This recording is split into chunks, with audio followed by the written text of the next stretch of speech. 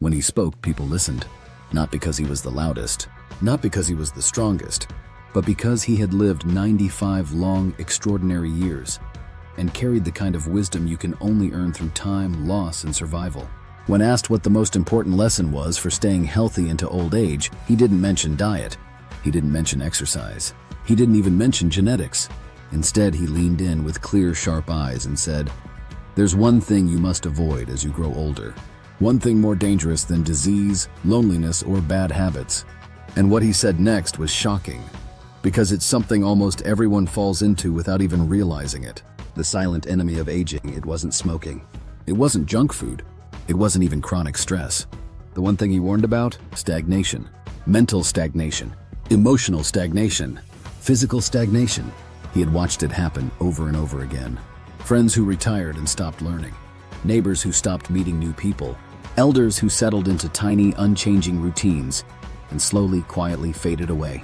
They weren't killed by accidents or illness. They were killed by stillness. The moment they stopped moving, inside or outside, they started dying. Why stagnation is so dangerous? At first, it feels comfortable. You know your routines. You know your neighborhood. You know your favorite foods, your favorite chair, your favorite TV shows. Comfort becomes a cocoon. But over time, that cocoon becomes a coffin, and the brain stops forming new connections. And the body loses balance, flexibility, and strength. The heart weakens from lack of challenge. The soul shrinks from lack of discovery. And slowly, imperceptibly, life contracts until one day you realized you're still breathing, but you stopped living a long time ago. His story, the danger of settling, he almost fell into it himself. At 70, he retired after decades of hard work. At first, it felt amazing. No alarms, no schedules, no deadlines. But after a few months, something strange happened. He started sleeping later. His joints ached more. And his conversations felt repetitive and hollow. His world got smaller. He realized retirement wasn't killing him. Stagnation was. One morning, sitting in his favorite chair, he looked around and felt a wave of fear. Not because of illness, not because of pain, but because he could feel himself disappearing. His curiosity was dimming. His energy was leaking away. His passion for life was slipping through his fingers. And he knew, if he didn't change something now, he would spend the next 20 years dying slowly. That terrified him more than any disease ever could. The decision that saved his life. So he made a decision. A bold, uncomfortable, life-saving decision. Every single day, I will do something new. Not something grand, not something heroic, just something different. Something that broke the cycle of stagnation. And it started small.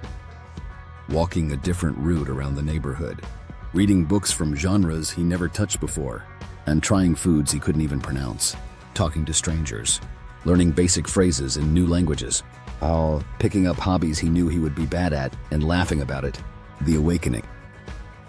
At first it felt awkward, uncomfortable, even exhausting. But then something amazing happened. He felt alive again. His joints loosened up. His mind sharpened. His sleep improved. His conversations became richer. His world expanded. Not because he traveled the world. Not because he became a millionaire.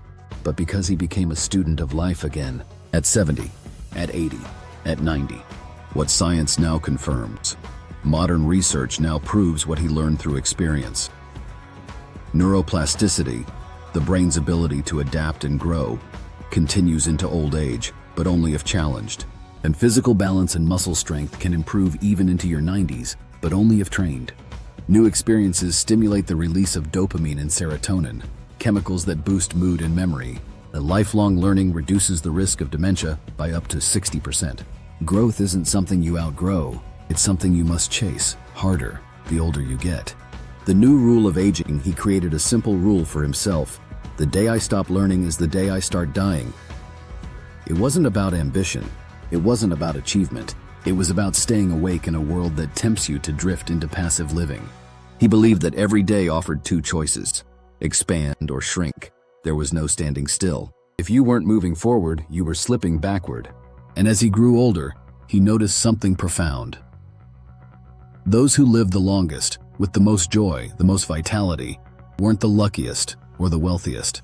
They were the ones who kept growing, even when it was hard, even when it was scary, even when they were tired. Growth keeps you young. Growth isn't just for the young. In fact, as you age, it becomes more important, not less. Because aging naturally brings loss of friends, loss of routines, loss of familiar environments.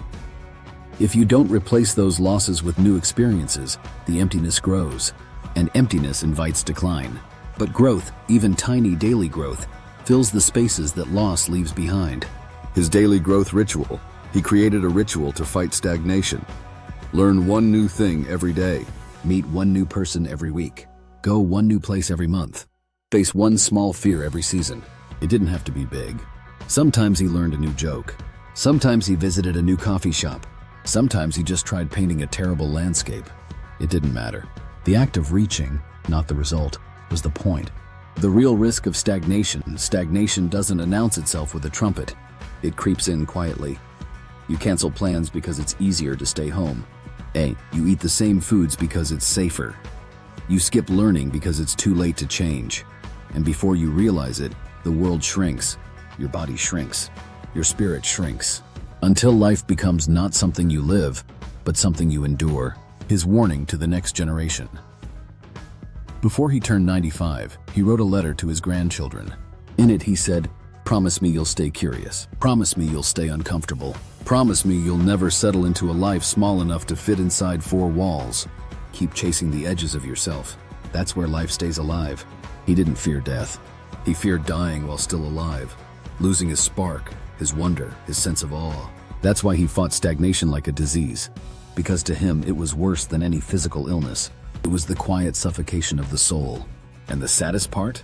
He saw it happen all the time, not just in the very old, but even in people in their 40s, 30s, even 20s. Signs you are slipping into stagnation. He said, if you notice these signs, you must act fast. Days start blurring together. You can't remember the last time you learned something new, and fear starts guiding your choices more than excitement. You stick to the same people, same places, same patterns. You find yourself waiting for life to happen instead of making it happen. If you see these signs, it's not too late, but it's urgent.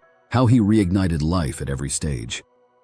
Whenever he felt life shrinking, he had a simple rescue plan. 1. Do something scary but safe. Example, join a new class even if you know nobody. 2. Change one routine. Example, walk a different route home. 3. Learn one useless skill. Example, juggle, yo-yo tricks, origami. 4. Talk to one stranger. Example, compliment a cashier, ask someone's story. 5. Move your body differently. Example, try dancing even if you look ridiculous. Every act, no matter how small, sent a signal to his brain. I'm still growing. I'm still alive. And your brain, your body, your spirit, they listen. Aging is not the enemy, aging is inevitable. But shrinking is not. You don't have to become smaller just because the years add up. You can expand. You can deepen. You can grow wider, richer, and more beautiful.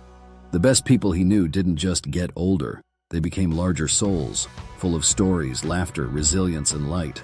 Because they refused to stop growing. At 95, he wasn't the fastest. He wasn't the strongest. He wasn't the wealthiest. But he was vibrant. He was alive. He was still learning, still laughing, still dreaming. Because he refused to do the one thing that kills faster than age: stagnate. The final message.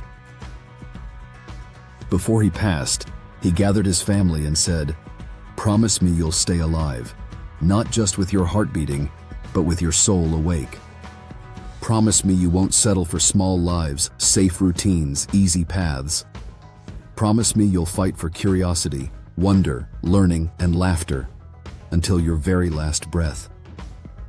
That was his legacy. Not just years added to a life, but life added to the years. Your challenge, starting today. Tonight, ask yourself, when was the last time you did something for the first time? When was the last time you risked looking foolish to grow? When was the last time you let curiosity lead you somewhere uncomfortable? If you can't remember, then today is the perfect day to start again. Do something new, move differently, learn a useless skill, say yes to adventure. Because the greatest threat to your future isn't age, it's comfort, it's stagnation. Final words, you're not meant to shrink. You're meant to expand. You're not meant to settle. You're meant to stretch. You're not meant to sleepwalk through life. You're meant to dance with it. And if this story reminded you, even just a little, that you're still alive, still capable of more, then take this moment and honor it. Move forward, grow, laugh, learn, And if you found this message powerful, please share it with someone who needs this reminder. Hit that like button to spread the message. Subscribe to Human Health Hub for more stories that light up your life. Your next chapter is waiting. Start living it today. Thank you for watching.